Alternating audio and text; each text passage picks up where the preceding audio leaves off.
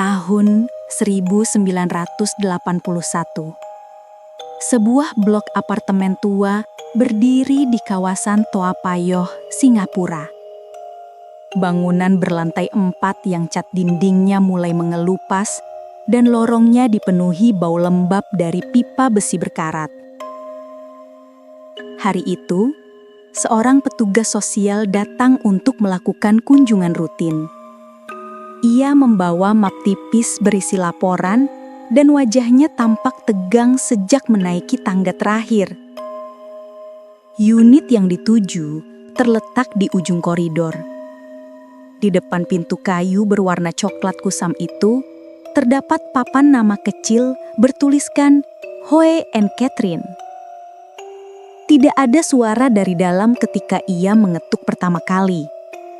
Baru pada ketukan kedua, terdengar gerakan pelan seperti langkah kaki yang diseret, diiringi suara gesekan logam dari rantai pengaman pintu. Ketika pintu terbuka sebagian, udara dari dalam langsung menyeruak. Dingin, lembab, tercium samar aroma dupa bercampur sesuatu yang tidak seharusnya ada di rumah manusia. Di balik celah itu, samar terlihat ruangan kecil yang remang, diterangi cahaya lilin merah yang masih menyala meski siang sudah tinggi. Dindingnya dipenuhi gambar-gambar keagamaan dan di sudut ruangan tampak meja altar dengan persembahan buah yang sudah menghitam. Petugas sosial itu berdiri diam beberapa detik. Kakinya terasa berat, seolah lantai di bawah sepatu hak hitamnya menahan langkah. Dari dalam terdengar suara perempuan, pelan, bergetar, entah sedang berdoa atau meratap. Suara itu berhenti mendadak ketika pintu terbuka penuh. Sekilas, tidak ada yang ganjil pada pasangan di hadapannya. Pria paruh baya dengan sorot mata redup dan seorang wanita yang berdiri di belakangnya, mengenakan gaun panjang berwarna abu-abu. Namun udara di sekitarnya terasa ganjil, terlalu dingin, terlalu sunyi. Di lorong sempit itu, hanya terdengar suara detak jam tua dari dalam unit. Dan pada detik berikutnya, ketika petugas itu melangkah masuk, seolah seluruh dunia menahan napas. Tidak ada yang tahu, kunjungan rutin hari itu akan menjadi awal dari sesuatu yang jauh lebih gelap dari yang pernah dibayangkan siapapun. Di blok tua kawasan Toa Payoh, unit kecil di lantai 4 milik Catherine Tan dan Ho Ka Hong dikenal sebagai tempat yang membawa ketenangan. Warga sering datang dengan membawa bunga melati, dupa, atau botol air untuk diberkati. Di dalam apartemen itu, dua perempuan itu hidup dengan cara yang tampak sederhana dan religius. Catherine Pan, perempuan paruh baya dengan wajah lembut dan suara tenang, sering terlihat memimpin doa untuk warga yang sedang sakit atau dilanda kesulitan. Ia kerap berbicara tentang energi baik dan penyucian ruh, sesuatu yang membuatnya dihormati di lingkungan sekitar. Ho Ka Hong, perempuan yang lebih muda dan pendiam, membantu Catherine menyiapkan altar setiap pagi, menyalakan lilin merah, menata bunga, dan membersihkan abu dupa yang menempel di lantai. Rumah mereka memiliki aroma khas, perpaduan dupa, bunga kering, dan sesuatu yang samar, sulit dijelaskan. Bagi sebagian orang, aroma itu menenangkan. Namun bagi yang lain, ada sesuatu yang terasa ganjil, seperti udara yang terlalu lembab, terlalu diam. Dalam pandangan warga, Catherine dan Ho adalah sosok baik. Mereka menolong tanpa pamrih, memberikan doa untuk mereka yang tersesat atau tertimpa musibah. Beberapa keluarga bahkan menganggap mereka perantara antara dunia manusia dan dunia ruh. Namun, perlahan, bisik-bisik mulai terdengar. Beberapa tetangga mengaku mendengar suara tangisan di tengah malam, samar dan terputus-putus. Yang lain mencium bau aneh menyerupai dupa yang terbakar terlalu lama, bercampur aroma daging yang sulit dijelaskan. Ketika desas-desus itu muncul, Catherine Tan selalu tampil dengan senyum lembut di wajahnya. Ia mengatakan bahwa suara itu hanyalah ruh jahat yang menolak dibersihkan. Ho Ka-hong menunduk diam di sampingnya, seolah mengamini setiap kata. Sejak itu tak ada yang berani bertanya lebih jauh.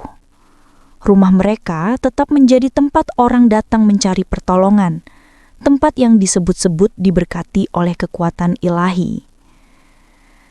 Namun, di antara cahaya lilin yang bergetar dan bayangan yang menari di dinding, ada sesuatu yang perlahan berubah. Pada malam-malam tertentu, dari balik tirai jendela yang tertutup rapat, sesekali tampak siluet asing berdiri di belakang mereka. Tubuh seorang pria dengan postur tegap dan sorot mata tajam. Nama pria itu tidak dikenal di lingkungan tersebut. Namun, keberadaannya menjadi awal dari perubahan besar yang tak disadari siapapun. Beberapa bulan kemudian, nama itu akan menggema di seluruh negeri. Adrian Lim, sosok yang menanamkan keyakinan baru dalam diri Catherine dan Ho, dan mengubah rumah kecil di Toa Payoh menjadi tempat dimulainya sebuah ritual berdarah. Pada suatu sore yang lembab di bulan Januari 1981, seorang gadis kecil bernama Agnes Nge terlihat berjalan menuju blok apartemen tua di Toa Payoh. Ia membawa sebuah tas kecil dan setangkai bunga melati, persembahan sederhana untuk upacara yang disebut Catherine sebagai penyucian terakhir. Bagi warga sekitar, pemandangan seperti itu bukan hal baru. Banyak yang datang ke rumah Catherine dan Ho untuk berdoa, mencari kesembuhan, atau menolak bala. Namun sore itu berbeda. Udara terasa lebih berat dari biasanya. Langit menurunkan hujan tipis, dan lorong apartemen tampak lebih gelap dari hari-hari sebelumnya. Agnes terakhir kali terlihat mengetuk pintu unit nomor 304. Pintu itu terbuka perlahan, memperlihatkan Catherine yang tersenyum hangat sambil mempersilahkan masuk. Di belakangnya, Ho berdiri diam, memegang mangkuk kecil berisi air dan dupa menyala. Setelah pintu tertutup, tak ada seorang pun yang melihat Agnes lagi. Ketika malam tiba dan Agnes tak juga pulang, ibunya mulai gelisah. Ia melapor pada pihak berwenang, namun laporan itu dianggap remeh. Hanya dugaan anak kecil yang mungkin kabur atau sedang bermain di rumah teman. Polisi tidak menemukan tanda-tanda mencurigakan. Tidak ada saksi, tidak ada jeritan, tidak ada bukti bahwa sesuatu yang buruk telah terjadi.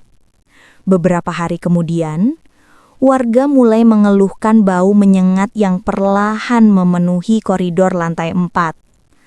Awalnya dikira bau dari saluran pembuangan. Namun semakin hari, baunya semakin kuat, seperti bangkai yang direndam dupa, menyengat dan membuat perut mual. Sumbernya tampak berasal dari unit Catherine dan Ho. Ketika petugas datang untuk memeriksa, Catherine menyambut mereka dengan tenang. Ia menyalakan dupa di altar kecil di dekat jendela dan berkata dengan nada lembut, "Tidak ada yang perlu dikhawatirkan. Itu hanya roh yang sedang dibersihkan." Ho berdiri di belakangnya, matanya menatap lantai, tangannya menggenggam mangkuk air dengan gemetar halus. Petugas tidak menemukan apapun yang mencurigakan. Mereka mencatat laporan dan pergi. Namun, setelah malam turun, Salah satu tetangga bersumpah mendengar suara lirih dari dalam unit itu. Tangisan kecil, disusul bunyi air dituangkan ke lantai. Beberapa hari kemudian, bau itu belum juga hilang. Dan pada saat itulah orang-orang mulai menyadari bahwa rumah penyembuh yang dulu membawa ketenangan kini menjadi sumber ketakutan. Di tengah bau dupa dan doa-doa yang terdengar seperti ratapan, nama Agnes Ngeh perlahan hilang dari daftar pencarian. Ia tidak pernah kembali. Dan Toa Payoh, yang dulu dikenal sunyi, kini menyimpan rahasia yang mulai berbau busuk. Beberapa minggu setelah hilangnya Agnes Eng, bau busuk dari unit milik Catherine Tan dan Hoi Ka Hong semakin tajam. Warga Blok 4 Toa Payoh mulai mengeluh. Sebagian bahkan muntah karena aroma yang menyesakan. Laporan demi laporan akhirnya memaksa pihak berwenang melakukan penggeledahan menyeluruh. Pada hari itu, beberapa petugas naik ke lantai 4 membawa surat izin resmi.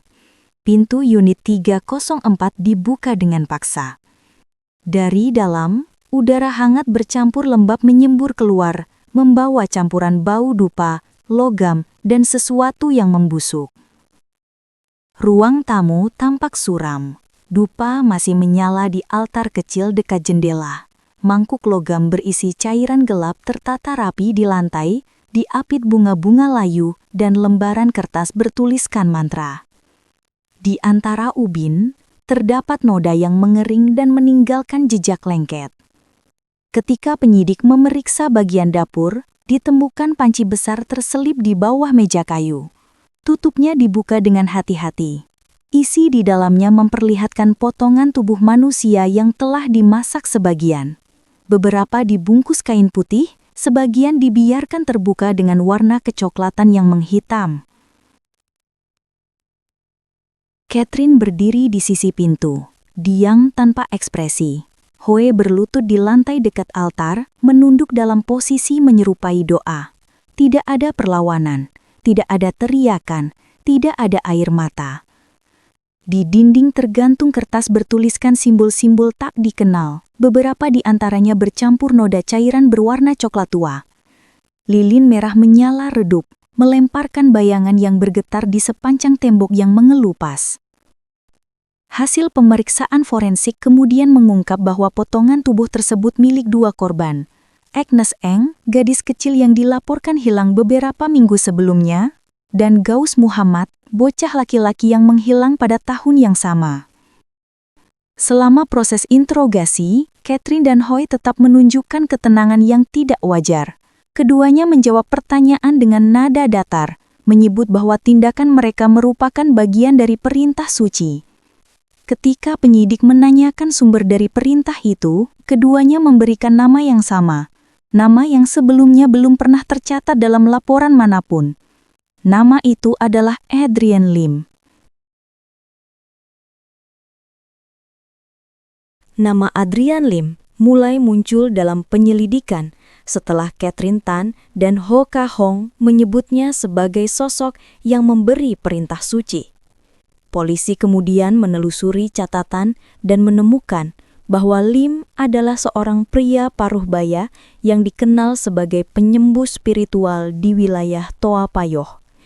Ia sering menerima tamu untuk melakukan ritual pengusiran roh, penyembuhan alternatif, dan upacara persembahan. Rumah Adrian dipenuhi patung dewa-dewi dari berbagai kepercayaan. Di salah satu altar, terdapat figur Dewi Kali yang berdiri di atas tumpukan tengkorak. Lidah menjulur merah dan mata melotot dengan tatapan liar. Di hadapannya, sisa dupa masih mengepul. Aroma campuran darah dan bunga melati memenuhi udara. Dari hasil penyidikan, terungkap bahwa Catherine Tan dan Ho Ka Hong telah lama menjadi pengikut Adrian. Ia memperkenalkan dirinya sebagai utusan Dewa Kali dan meyakinkan mereka bahwa dunia sedang dikuasai oleh roh-roh jahat. Menurutnya, hanya darah manusia yang mampu menenangkan murka para dewa. Lim menanamkan doktrin itu perlahan melalui sesi doa, hipnosis, dan ritual malam. Catherine disebut sebagai pengantin suci, sedangkan Ho menjadi penjaga gerbang. Dalam keyakinan mereka, setiap korban yang dipersembahkan akan membuka jalan menuju penyucian besar, sebuah momen ketika dunia dibersihkan dari kegelapan dengan darah manusia sebagai ganti cahaya. Polisi menggambarkan Adrian Lim sebagai individu dengan karisma aneh. Tatapannya tajam, suaranya lembut, namun setiap kata mengandung keyakinan yang tak tergoyahkan. Dalam catatan interogasi, ia menyebut dirinya perantara antara manusia dan dewa. Selama proses penyelidikan, semakin banyak saksi yang muncul. Beberapa warga mengaku pernah melihat Catherine dan Ho mendatangi rumah Lim pada malam hari, membawa dupa, minyak, dan sesajen. Ada pula yang mendengar nyanyian mantra dari arah unit mereka, diiringi denting lonceng kecil dan suara tawa samar. Hubungan di antara ketiganya akhirnya terungkap sepenuhnya. Adrian Lim adalah dalang spiritual. Catherine Tan dan Ho Ka Hong adalah pelaksana yang terjerat oleh kepercayaannya. Dalam setiap tindakannya, Lim tidak pernah mengaku bersalah. Ia hanya menyebut bahwa semua itu dilakukan atas nama Dewi yang lapar. Tahun 1988, eksekusi terhadap Adrian Lim, Catherine Tan, dan Ho Ka Hong dilakukan secara tertutup di Changi Prison.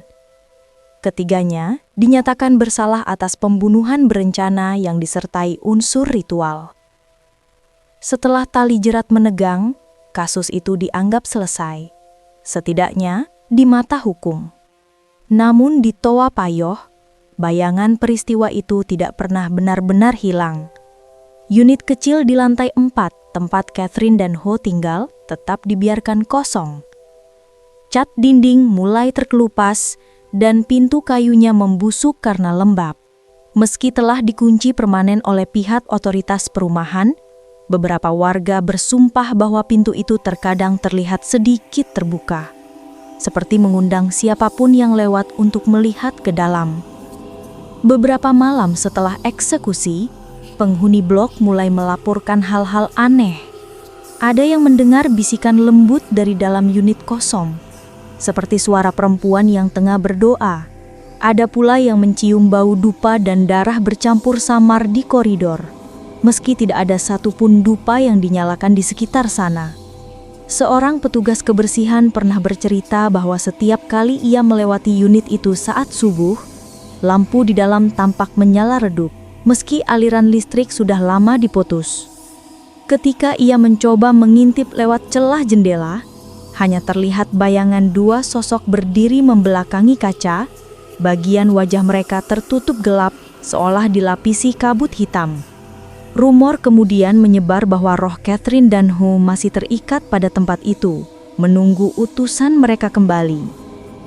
Warga setempat mulai menghindari melewati lantai 4, terutama setelah tengah malam. Bahkan anak-anak yang belum memahami sepenuhnya kisah kelam tersebut, tahu satu hal, pintu itu sebaiknya tidak disentuh. Waktu berlalu, blok apartemen akhirnya direnovasi, tetapi tidak pernah sepenuhnya dihuni. Petugas baru yang bertugas di area itu terkadang melaporkan bau dupa tiba-tiba muncul, meski area itu kini sudah menjadi kantor administrasi. Dalam arsip kepolisian, kasus Toa Payoh tetap tercatat sebagai salah satu pembunuhan ritual paling brutal dalam sejarah Singapura. Namun di antara warga lama, ada keyakinan lain, bahwa pintu di lantai 4 itu tidak pernah benar-benar tertutup. Sesekali saat angin malam berhembus lewat koridor sempit, terdengar bunyi ketukan pelan dari baliknya. 3 ketukan terdengar pelan dari balik pintu yang terkunci. Lalu, sunyi merayap perlahan ke seluruh koridor. Beberapa detik kemudian, dari celah pintu yang nyaris tak terbuka, terdengar suara nafas samar, panjang, berat, dan seolah mencoba memanggil nama seseorang. Tidak ada yang tahu siapa yang dipanggil. Yang pasti, setiap kali angin malam lewat di lantai 4, bau dupa dan darah itu selalu muncul kembali. Dan pintu itu tetap tidak pernah benar-benar tertutup.